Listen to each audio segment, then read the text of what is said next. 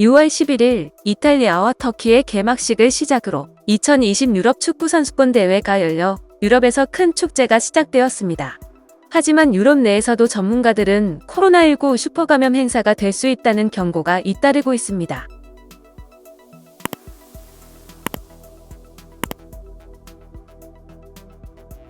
유럽축구연맹과 영국이 결승전에서 런던 웸블리 스타디움에 관중을 6만 명까지 늘려받기로 하면서 유럽 곳곳에 정부와 전문가들의 걱정이 큽니다.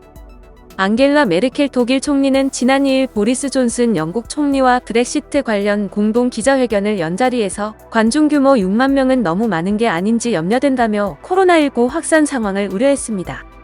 반면 존슨 총리는 전원 코로나19 검사를 하는 등 신중하고 잘 통제된 방식으로 행사를 치를 수 있다면서 영국은 백신 접종으로 상당한 면역 장벽을 갖췄다고 말했습니다. 영국은 유로 2020 조별리그에서 22,500명의 관중을 허용했지만 6에서 7일 준결승전에서는 45,000명, 11일 결승전에서는 6만 명으로 늘리기로 했습니다.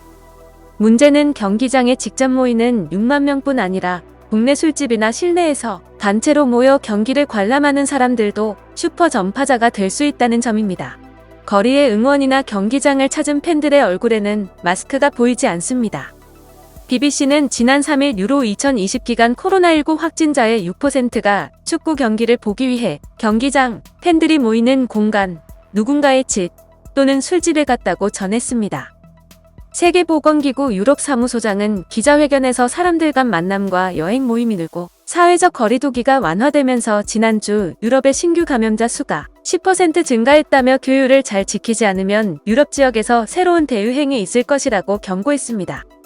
유로 2020은 한 달간 유럽 11개 도시에서 경기가 치러지기 때문에 경기를 보기 위해 수만 명의 인파가 나라별로 대이동이 시작되면서 코로나19 확산에 대한 우려가 더 커지고 있습니다. 영국 BBC에 따르면 스코틀랜드 공중보건국이 파악한 유로 2020과 관련 스코틀랜드 확진자는 1991명으로 밝혀졌습니다. 웸블리 스타디움에서 직접 경기를 관전한 397명도 감염됐으며 당시 경기장에 스코틀랜드 팬을 위해 할당한 입장권은 2,600장이었는데 입장 인원의 약 6분의 1이 코로나19에 확진된 셈입니다. 특히 무패로 승승장구인 영국 대표팀으로 국민들은 영국 전역에서 그야말로 파티 분위기입니다. 술집과 거리에는 흥분한 사람들로 가득 찼으며 대부분 마스크를 쓰지 않고 술을 마시고 공중에 뿌리며 춤을 추고 포옹을 했습니다.